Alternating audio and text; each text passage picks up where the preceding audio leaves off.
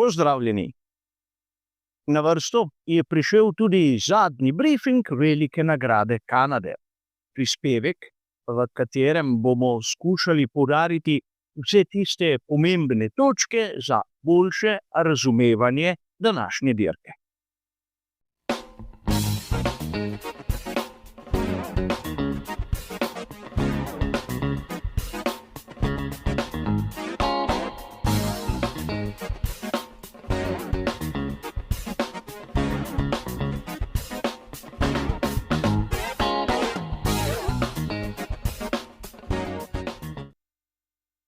Kot ponavadi se bomo tudi danes ustavili pri tistih 3 pomembnih točkah.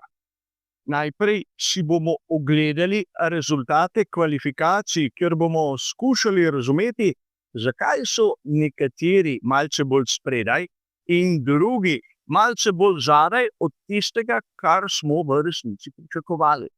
Nato bomo nekaj minut porabili tudi za razumevanje ritma, ki ga bo verjetno imela posamezna ekipa, in seveda vse skupaj bomo podprli tudi z telemetrijo.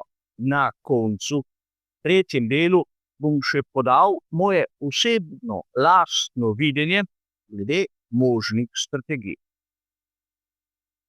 A začnimo pri samih kvalifikacijah, kjer je bil verjetno marsikateri, imenujemo ga malce površni navdušenec, presenečen. Videli smo, kako je George Russell s svojim Mercedesom bil najhitrejši. Seveda, najhitrejši na kvalifikacijah je bil tudi lani, ampak to letos ne igra absolutno nobene vloge. Pozabiti ne smemo na nekaj drugega. Namreč Max Verstappen je bil takoj za njim in šele na 3. mestu Oscar Piastri. Da je Mercedes W16 v Kanadi v sorazmerno dobri formi, je potrdil s 4. mestom tudi Andrea Kimi Antonelli. Na 5. Lewis Hamilton kot najboljši izmed obeh Ferrarijev. Namreč Charles Leclerc je bil daleč zadaj. Pritoževal se je nad gnečo, ampak tej bi se lahko pri Ferrariju izognili. Zanimivo pri Ferrariju je nekaj drugega. Namreč v 1. in 2. delu kvalifikacij je bil Charles Leclerc prav tam pod vrhom na seveda tistih začasnih lestvicah. Ko je šlo zares, smo pa videli, kakšen ritem lahko držijo konkurenti in kakšne čase lahko doseže. A pustimo zdaj Ferrari pri strani in vrnimo se k tistemu presenečenju, tistemu Russellu in Verstappenu, ki sta bila oba boljša od Piastrija. Treba se je tu ustaviti za trenutek pri veliki napaki, ki so jo storili pri Pirelliju. Namreč v Kanado so pripeljali mešanico C6 in kot smo videli, mnogi na kvalifikacijah so uporabljali tiste pnevmatike z rumenim napisom, torej mešanico C5. Zakaj? Seveda vam je jasno, da se lahko pnevmatika med krogom enostavno pregreje in ne nudi več tistega oprijema, če je njena temperatura iznad optimalnega okna, v katerem mora delovati. In že v uvodnem prispevku sem poudaril, kako je na progi Gilles Villeneuva v Montrealu izjemno pomembno zaviranje in pospeševanje. In prav pospeševanje daje temperaturo zadnjim pnevmatikam. Zdaj se je verjetno že komu začelo malce svetlikati. Tudi v uvodnem prispevku smo poudarili, da pravzaprav, kar se tiče previsnih kotov in tlakov, predvsem na zadnji osi, ni velikih sprememb glede na lansko izvedbo. In to pomeni, da s stopnjo mehkejšimi pnevmatikami lahko pride tudi v kvalifikacijskem krogu do težav, kar smo videli tokrat. A treba je poudariti, da pri McLarenu so lahko nekako privarčevali set pnevmatik z dirko. In to bo verjetno eden izmed ključnih trenutkov celotnega dirkaškega vikenda. Namreč pri McLarenu so morda na kvalifikacijah rabili na prvi pogled manj hitro pnevmatiko, samo zato, da bi lahko imeli v nedeljo na dirki prednost, ki se bo poznala. A ne smemo pozabiti na nekaj. Na Landa Norrisa, ki je zopet razočaral v primerjavi z Oskarjem Piastriem. In ne moremo dejati, da je imel Britanec sedaj tu kakšne tehnične težave, da je srečal gnečo, da je bil njegov McLaren MCL 39 počasnejši. Izgleda, da Lando Norris enostavno se ni znal dovolj zbrati in napraviti tistega hitrega kroga, ki bi ga postavila tja v prvi dve vrsti. Zopet potrditev tistega, da v bistvu pri McLarenu morajo staviti na Piastrija in ne na Norrisa. Drugače bi lahko dejali, da razen te majhne spremembe, ki je vezana na uporabo določene trdote pnevmatik, nismo videli absolutno nobenih presenečenj. Razmerje moči je točno tisto, ki smo ga nekako skušali opisati v prispevku pred kvalifikacijami, s tem, da je treba dodati, da so res razlike majhne. In če smo na hitro obdelali kvalifikacije, kjer ne smemo mimo dejstva, da sta tako Tsunoda kot Hadjar dobila kazenska mesta, se bomo sedaj ustavili malce pri ritmu, kjer je pa situacija drugačna od tiste, ki bi si jo marsikdo verjetno zamislil. Imamo McLaren seveda tam spredaj, ampak Red Bull samo 0,06 sekunde na krog zadaj, kar je dobesedno nič. Ampak tudi Mercedes, ki zaostaja 16 sekunde, v bistvu je tam. Prva ekipa, ki očitno zaostaja za McLarenom, je Ferrari na 3. mestu, kjer vidimo, da je zaostanek skorajda 3 desetinke. In če smo na to pri Williamsu na 5. mestu, vidimo, da zaostanek stopno narašča. Sedaj se bo marsikdo začel spraševati, res pneumatika medium na kvalifikacijah je bila tista, ki je pomagala Mercedesu priti tako na vrh, ali je v ozadju še kaj drugega. Poglejmo si rezultate mikrosektorjev na drugem prostem treningu, kjer bomo videli oba Mercedesa in seveda McLaren Landa Norrisa. Verjetno ste opazili, da v mikrosektorjih je bil Mercedes spredaj, tako z enim kot z drugim voznikom, kar nam kaže na nek zanimiv podatek.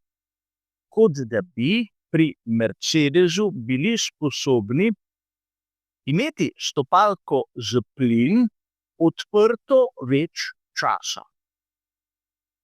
In potrditev tega dobimo pri telemetriji.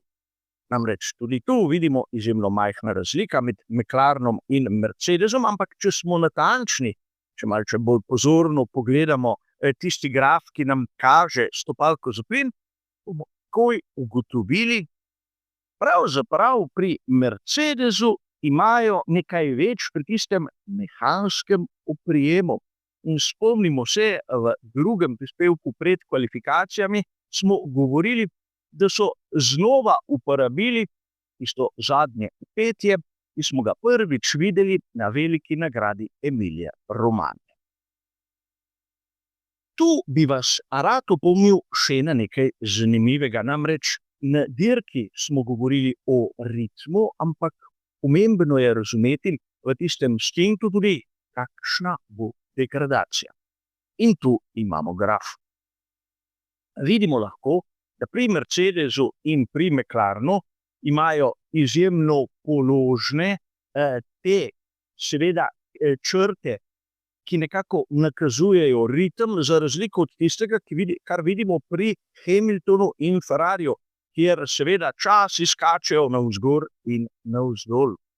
In zato tu je treba poudariti, da bo izjemno zanimivo spremljati, kaj se bo zgodilo na dirki. Namreč po mojih izračunih ima McLaren na razpolago še vsaj pri Piastriju en let pneumatike medium, ki je nerabljen.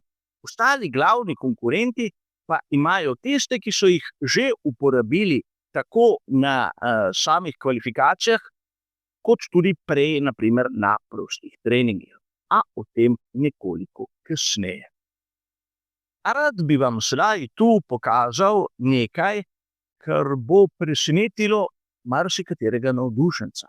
Kolikokrat ste slišali tisto izjavo, ki jo sam imenujem puhlica, da naprimer v Monaku zmaga voznik, ki je v bistvu najboljši na kvalifikacijah, ki ima najboljše izhodišče in seveda zato, ker med samo dirko je nemogoče prehitevati, je vse skupaj v navednicah brez veze. Tu imate graf, kjer vam kažejo statistiko, kolikokrat je zmagal določeno veliko nagrado tisti, ki je začel iz prvega štartnega mesta. In na veliki nagradi Kanade se je to zgodilo bolj pogosto kot na veliki nagradi Monaka.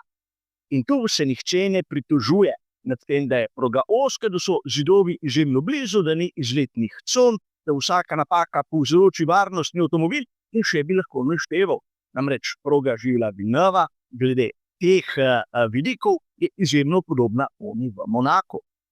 A ne smemo se tu pustiti presenetiti. Namreč, če pogledamo to statistiko, bomo videli, da lahko pričakujemo skoraj zagotovo kakšno prekinitev, ne toliko z rdečo zastavo, ampak z virtualnim ali pravim varnostnim avtomobilom. Še podatek, ki bo morda zanimal marsikoga izmed vas. Za navaden klasičen postanek v regularnem delu dirke porabijo vozniki nekje v povprečju 18 sekund in pol. Če postanek napravijo znotraj tistega obdobja pravega ali virtualnega varnostnega avtomobila, pa seveda ta izguba časa pade na 9 sekund in pol. Samo tako, da bomo malce bolje vedeli, kaj se lahko zgodi med dirko. In razumeli smo sedaj, da bo ključnega pomena strategija. In seveda tu pride na dan, zakaj pri McLarenu so morda, in ponavljam morda, malce žrtvovali kvalifikacije. Po mojem, najboljša strategija je začeti na pneumatiki medium, peljati približno 14 krogov, odvisno od stanja pneumatike, seveda, in nato na pneumatiki hard 25 krogov in zopet menjati z tisto mešanico, ki ima bel napis, in v zadnjem delu seveda dirko zaključiti z nadaljnjimi 31 krogi. Obstaja tudi druga varianta. Začeti na pneumatiki medium, odpeljati 20 krogov, nato 30 na mešanici hard in približno ponovno 20 na mešanici medium, kjer je pa zopet vprašanje, v kakšnem stanju so pneumatike. Če ima voznik rabljene sete, kaj bi lahko pričakovali? Mnogo, po mojem, ne.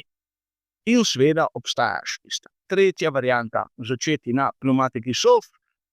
Mešanica C6 bi lahko zdržala 10 krogov v teoriji in seveda na to dvakrat stint po 30 krogov na pneumatiki hard.